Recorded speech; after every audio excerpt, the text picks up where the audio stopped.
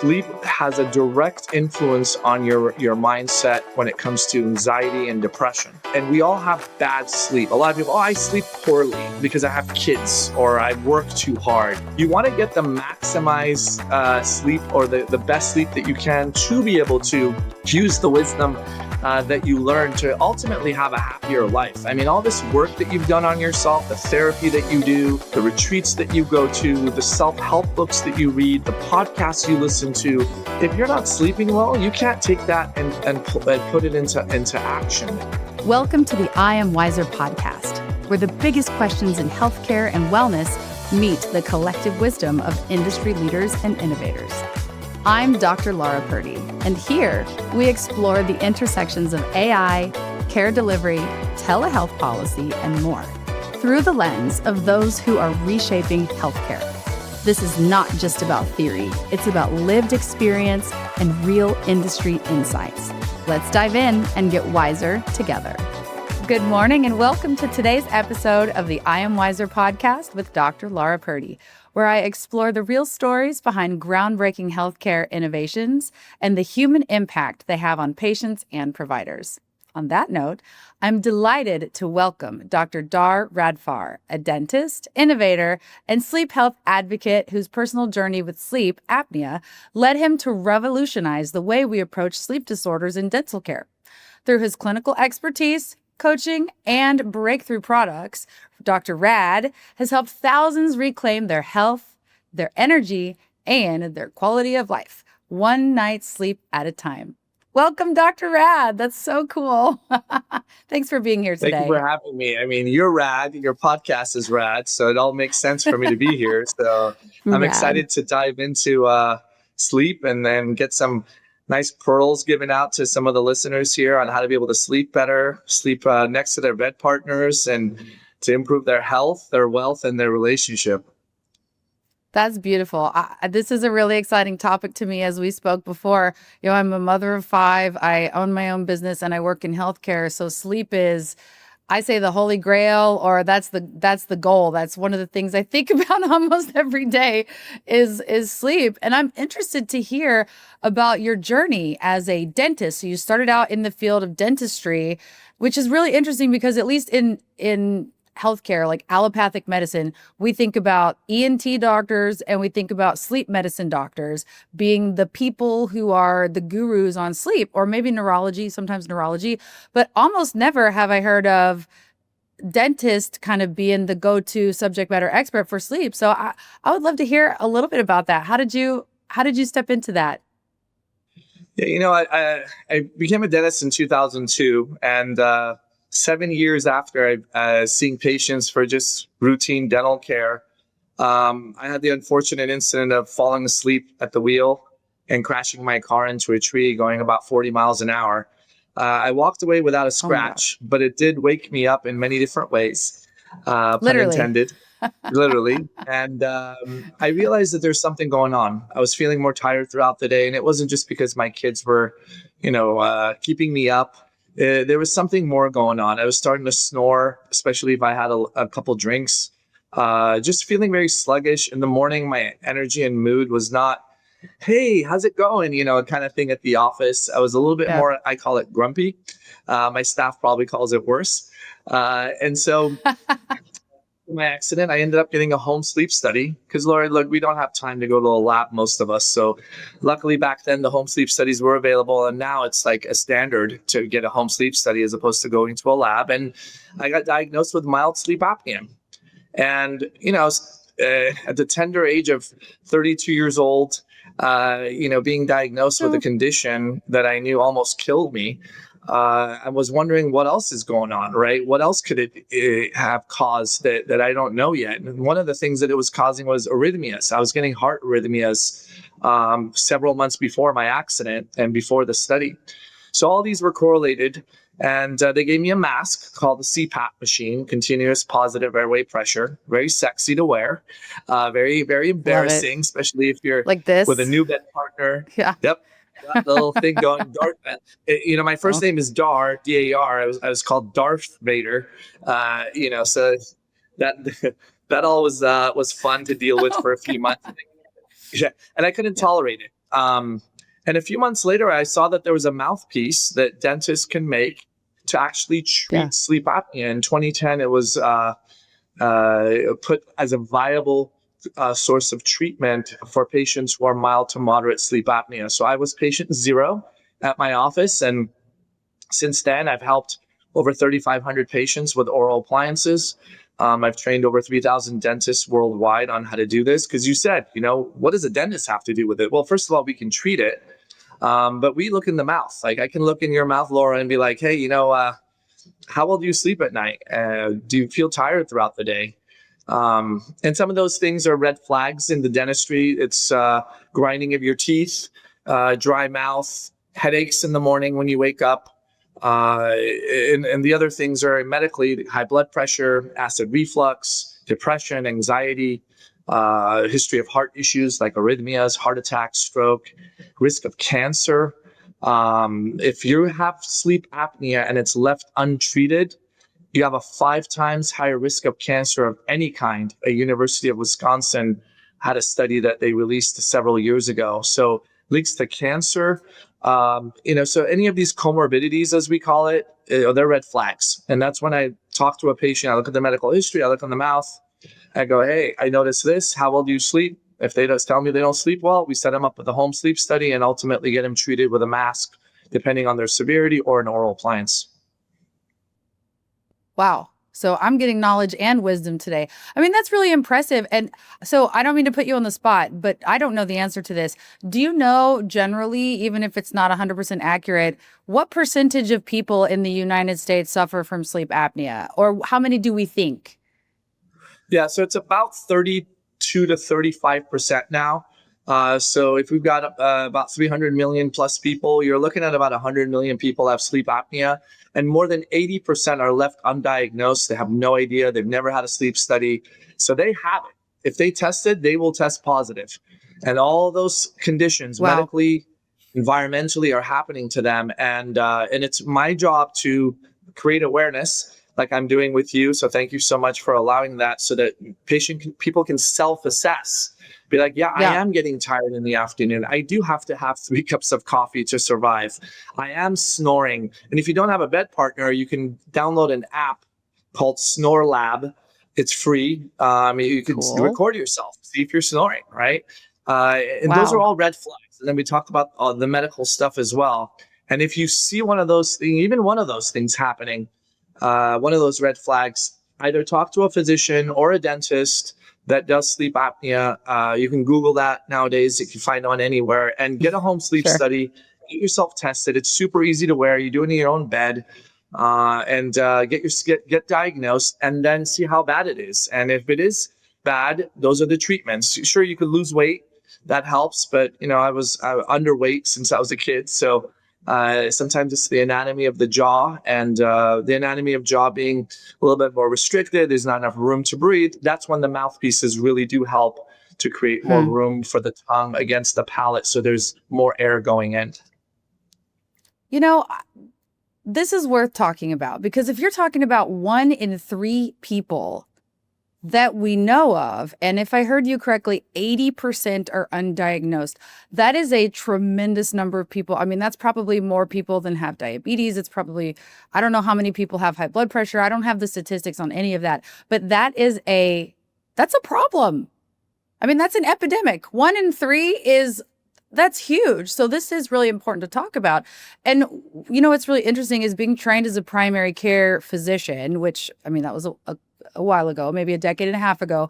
But the things that we would be taught would be overweight person in their middle age, right? Maybe 50s, right? Or someone who's overweight, or someone who snores a lot. And what I'm hearing from you is that, like we say, and you probably also say, patients don't always read the textbooks. And just because you don't snore, what if you are in your 30s or 20s, or, young adulthood or later? What if you are of a normal weight? You could still have sleep apnea. And just because you don't have those symptoms doesn't mean that it shouldn't be looked into as a cause of your struggle during the daytime.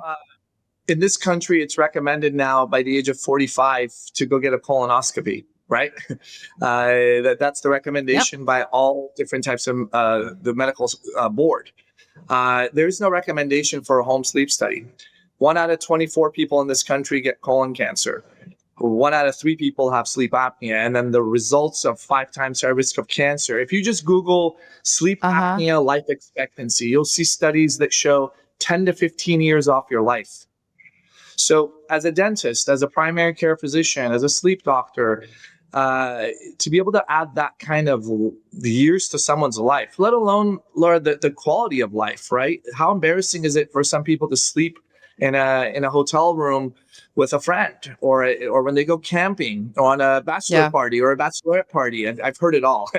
Or something called sleep divorce. That's actually a thing. A third of couples that sleep in the same house that snore are sleeping in different bedrooms, because one's a light sleeper, the other one isn't. So the intimacy is relatively lost. So there's a social aspect of snoring and sleep apnea. And then we can dive into the mental health issues. It's estimated that a third of anxiety patients and depressed patients is a result of sleep apnea. I mean, look, we want to get up and feel positive affirmation, have gratitude for life. I don't know if I journal every night. I do my Dr. Joe Dispenza meditations in the morning to set the day right? Hopefully that resonates with some of you all. How are you going to be able to have that mindset when you've had poor sleep, didn't get enough oxygen, your heart's racing to get oxygen to your brain, serotonin levels, which is the happy hormone, drops because you're not getting deep sleep because you get this interrupted apneic events. And then you're supposed to be this happy-go-lucky, positive person the next day. You're fighting science. First comes sleep, then comes mindset. You can't have a mindset to fight over physiological chemistry that happens when we have apneic events. Wow. You just made a fan out of me. I mean, cervical cancer screening, breast cancer screening, colon cancer screening, sleep apnea screening. Why not? Yeah, and how easy is it? With all due respect, I'm over 45 now, and you got to go through the drinking of the juice and liquids, and you got to go through the purging, and then you got to get sedated, right? And have that. I mean, Camera. That's you got to just put this device on your hand for a home sleep study. Sleep in the comfort of your own bed. Send it back to the home sleep testing company. I work with one closely in Southern California that I send all my patients to, and the dentists that I train, they send their patients to. So they do hundreds of studies a month. And it's so easy. And then you get the report signed off by a board certified sleep physician that's looking at your results, just like you go into a lab. He or she is not there looking at you while you're sleeping at night. They come in the next day, they download the data, and they score it. And so it's such an easy thing to do. And it's knowledge is power. If there is apnea, then there's ways to treat it. And whether it's through CPAP, through losing weight, through an oral appliance, and even surgery, there's certain people are qualified for certain surgeries that can help keep the airway open. That's amazing. I'm an advocate. I'm on board. Let's advocate for sleep apnea screening. That's amazing. Does insurance pay for it? I mean, if you want to screen somebody, even as a dentist, will insurance pay for that, or does it have to be cash pay? Yeah, so medical insurance does provide benefit for the home sleep studies, and the medical world is understanding that if they are preventing the patient from staying in sleep apnea and not getting treated, they're going to pay a slew of medical expenses with all the comorbidities that we talked about. It's estimated 30% of high blood pressure patients. So if you have high blood pressure, there's a 30% chance that if you get it treated for sleep, you're off your medications for blood pressure. I mean, that you just reduce the risk of cardiovascular disease, which means you reduce medical expenses from the medical insurance. So medical insurances are on board. They're providing coverage. Obviously, deductibles apply. And if you're HMO, you can go to your HMO provider and they will give you a home sleep study, and they will give you a CPAP machine covered by medical. And even the oral appliance that dentists make can be reimbursed by Medicare and can be reimbursed by medical PPO. Wow. And the dentist can have a medical billing company do it for them, or the patient themselves can bill the medical to be able to get reimbursed for the cash fee they pay the dentist. This is amazing. I mean, this is practice changing for me. This is fantastic. Thank you for sharing this with me. And hopefully the people who are listening to this, if you're from the healthcare community, let's think about this more often. Let's think about getting our patients screened for sleep apnea, whether it's at the dentist, whether it's at the doctor. It probably all ends up the same way at the end. But this is huge. I mean, we're talking about life-saving, life-prolonging, life-changing, in some instances, comorbidity curing. This is huge. Thanks for And it's really sharing. easy to implement, Doc. There's a new patients get a form, a sleep evaluation form that says, do you snore? Do you have high blood pressure? Do you get up to go to the restroom in the middle of the night, called nocturia, which is an indication of possible sleep apnea because you have that fight or flight response, that excited, frightened breathing produces more urine, kind of like that kid that gets excited. You can introduce these forms, right? And going back to kids, let's talk about pediatrician or pediatrics. We're not looking at sleep, not all of us, and ADHD symptoms, growth rate, all bedwetting, all these are related to pediatric sleep apnea. And it doesn't mean it's the only reason, Wow. but we do want to have it evaluated. So now, if you have, you said you have children, right? And our 5. primary goal is to provide and protect, right? Whether you're a mom or a dad. How do we do that, right? How do we know what to do for our kids? Well, if there are signs of snoring, any snoring of any kind on your kid, you have to have this checked out. Ideally, have it checked out by a pediatric ENT first. They'll do a CT scan to see if the tonsils or adenoids are obstructing. My son at 2.5 years old, several months after my accident, was snoring. And as I dove into sleep apnea, we took my son to a pediatric ENT. She looked at him and said, "Oh, wow, yeah, he's not getting enough oxygen." He was at 30th percentile in growth, while his sister was at 90th, and his sister is only 20 months older. And electively, Wow.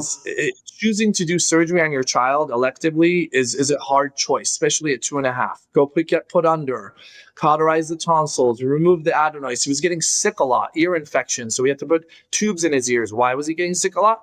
Because it affects the immune system if you're not sleeping well, right? And man, I can tell you, it changed him overnight.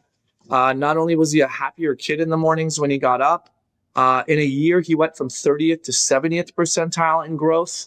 And then so pediatric ENT is the first step. The second step is orthodontic evaluation to see if there's any sort of expansion, widening of the jaw, or correction of the jaw that needs to happen so that there's more ability for the tongue to rest against the roof of the mouth to be able to have a better breathing. So for kids out there, if there's any snoring or there's bedwetting or any ADHD symptoms, it's hard to get them to do a home sleep study. So really pediatric ENT and orthodontic evaluation at a young age. Don't wait until they get all their adult teeth at the age of 12, 13, 14.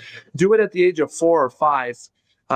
You can do expanders at that time and reduce the chances of your child ending up snoring or having sleep apnea as an adult. I am learning so much. So, okay. So for the children, right, we get the ENT referral, which it's really interesting that you say that because tonsils aren't taken out as routinely as they used to be. When I was a child in the, 80s, 90s-ish, you would get strep throat 2 or 3 times and the tonsils would be taken out and they probably would get the adenoids while they were in there just for good measure. But that's not really done anymore unless the child really, really, really needs it. So, I think that's a really valuable tool. That's a really valuable point for parents to know that that is something we may need to evaluate for. And then orthodontics, that's really interesting because again, my oldest is 12, second is 10, and they just now have seen an orthodontist for the first time. I would have never thought ever to take them to an orthodontist at that young of an age. So that's especially when their teeth are just starting to fall out. As parents and as non-dentists, I have no idea. So that's really, really good education that you have there. So tell me what happens then if you check the box on ENT, you check the box on orthodontics, and you're still having a problem. Do they do sleep studies on kids? Is that also Is that what happens next then? Yeah, they do sleep studies on kids as well. It's a little bit more challenging depending on the age, but there could be some neurological issues, that might indicate medications that could help. Mm, Ultimately, you know, most kids grow out of the sleep issue if it's an issue with snoring or whatnot, and there's not enough, the tonsils aren't class 3 or class 4, meaning big enough for them to be able to need to be cauterized or mm, removed, or their adenoids are not big enough. Pediatric ENTs are not surgery happy. They're very conservative nowadays, as you mentioned. yeah. But most of the time, if they see obstruction and you're telling them that the kid's bedwetting, they have ADHD symptoms that are starting to show up in school, there's snoring involved, they're most likely to do surgery.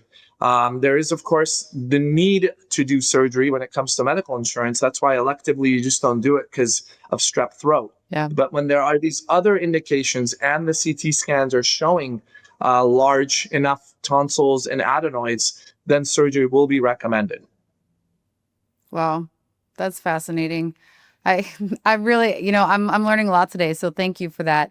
So let's shift just a little bit because I want to touch on the wisdom. And we talked about, because each episode we like to talk about the wisdom. So we've got a little bit of knowledge. We got some knowledge about sleep apnea. I've gotten a lot of knowledge in this episode, but let's talk about the wisdom because so many people these days focus on things like exercise, diet, obesity is huge, right? These are all of the hot button topics in the United States right now. And I don't feel like sleep is being talked about enough as a measure of wellness, as a priority in our life. In fact, I think a lot of people will sacrifice their sleep to be able to do things like get up and go to the gym or meal prep or, I mean, working out is a big one. So let's talk about the importance of sleep and the wisdom behind that. Yeah, so when I hear the word wisdom, I think of personal development. I think of mental health. I think of going through some traumas, and we all have gone through our trauma. Hopefully, we're not playing victim to the trauma, and we're using that as energy and the wisdom from it to be able to be a better human, to live in a state of compassion, and hopefully one day reach some sort of area of enlightenment where you look at your fellow human being, and even if they are your enemy, you pause, you don't react in such a egotistical, negative, fear, jealousy, envious, anger, resentment type of way. That to me is part of the wisdom. And to be able to Yeah. think like that, to be able to do the work, you do have to sleep well. There's, again, we touch base on sleep has a direct influence on your mindset when it comes to anxiety and depression. And we all have bad sleep. A lot of people, oh, I sleep poorly because I have kids or I work too hard. Well, and a third of your life is spent sleeping.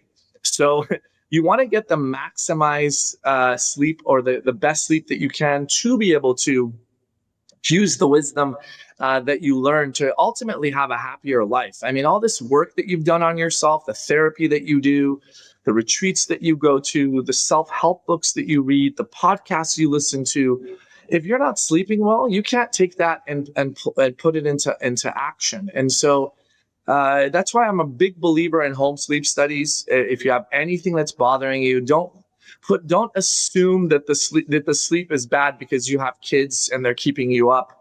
If there are signs of snoring, if the medical comorbidities are starting to show up, if you're having a hard time, even when you do get a quiet night's sleep and you wake up and you still feel tired, it needs to be evaluated. And, again, I'm a big believer in personal development. You gotta learn how to, do certain things like meditate, like journal.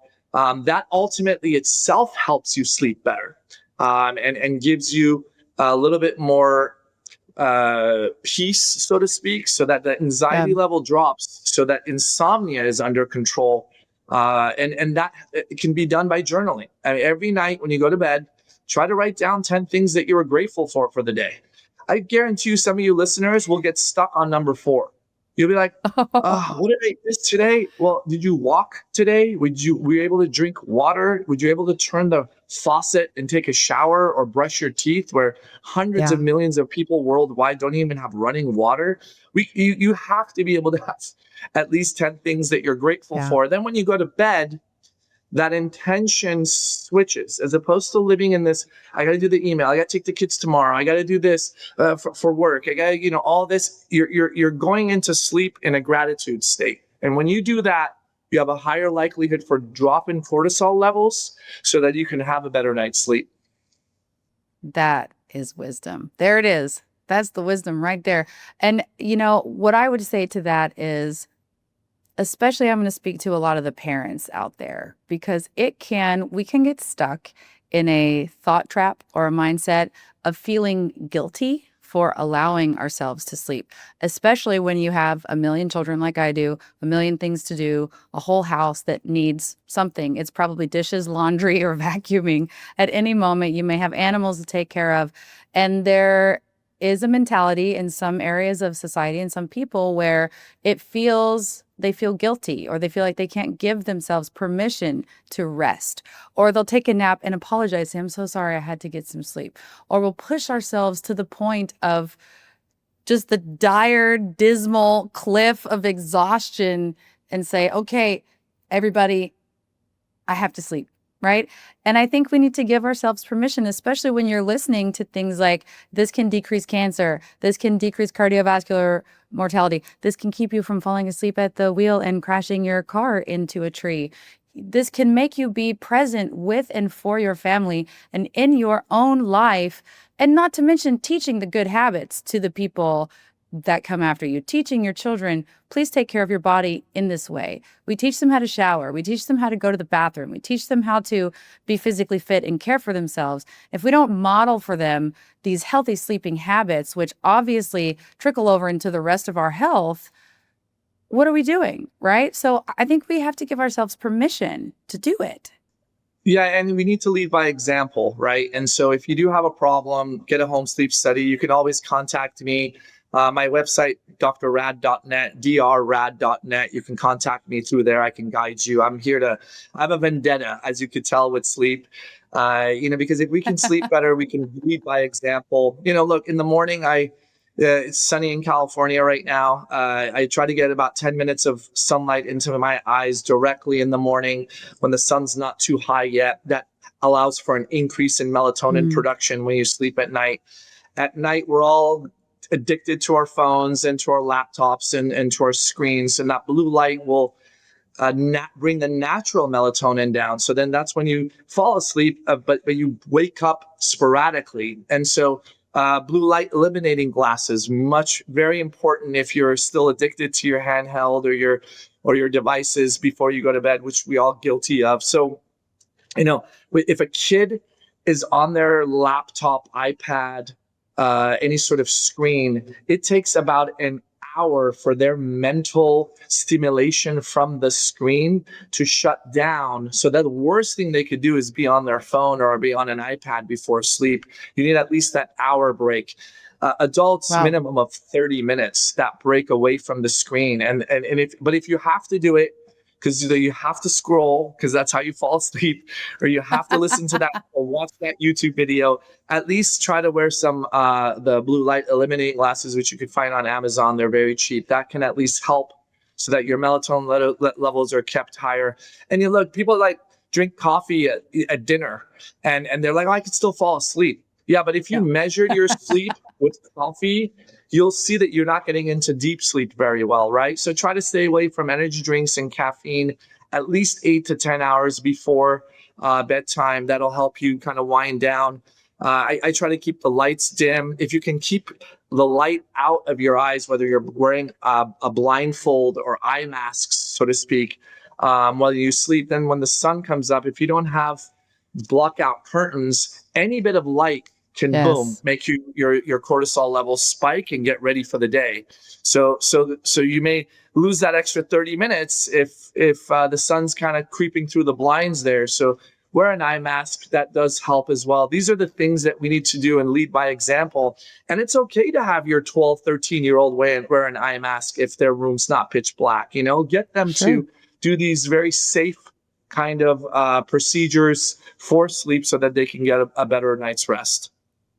You're making me chuckle to myself because for years, ever since my kids were, old enough to be young and have bedtimes, I have always turned the lights down in the house about 2 hours before bed. And my fiance, who moved in about a year ago, thought I was crazy. Like, why are you turning all these lights off? I said, I'm turning all these lights off because I need all these little brains to make melatonin. Otherwise, none of them are going to go to sleep. But I do. I walk around the house and the kitchen light and the living room light and the bathroom lights. And I'm like, don't turn the lights on. Leave them off. Just leave them off. But I do think there is something to that, right? It's almost as a part of our nightly routine. We turn that light off. We're all starting to gear down for beds. Our little brains, we can do better with the blue blocking thing, with the blue light blockers. We can do better with that. But turning down the lights, I feel like really does make a difference. Yeah, and turning up the lights in the morning if you want to wake up. Like you want to get the day going. And you live in certain parts of the country, especially in the winter, like Seattle or the northern states that get like 225 days of no sunlight, which guess what? Yeah. They have the worst sleep patterns. They also have the highest rates of depression and anxiety per capita because there's no sun hitting you, vitamin D exposure leading to serotonin when it hits your skin, which is the happy hormone that we naturally can produce. So ultimately speaking, if you're not getting bright light somehow throughout the day, because a lot of us are working from home, you want to get as bright of light as possible, even during the daytime in your home, to keep yourself kind of awake and give yourself 10-minute breaks and go outside if it's sunny, especially in the morning. Get that sunlight in your eye while you're drinking your coffee. And, it works really, really well. This is how we were trained as humans, is sunlight keeps you up, darkness puts you to sleep. I love it. Oh, Dr. Rad, thank you for being here today. This has been an incredible conversation. I'm really excited for all the things I've learned. I'm excited for people to hear this episode because I think everyone is going to learn a little something about how sleep is related to longevity. I think it's definitely a life hack. It's definitely a biohack, right? Like people are wanting to biohack. Get more sleep. You'll live longer. You'll be healthier. Your children will be healthier. Your family will be healthier. Your mental health will be better. I think sleep is where it's at.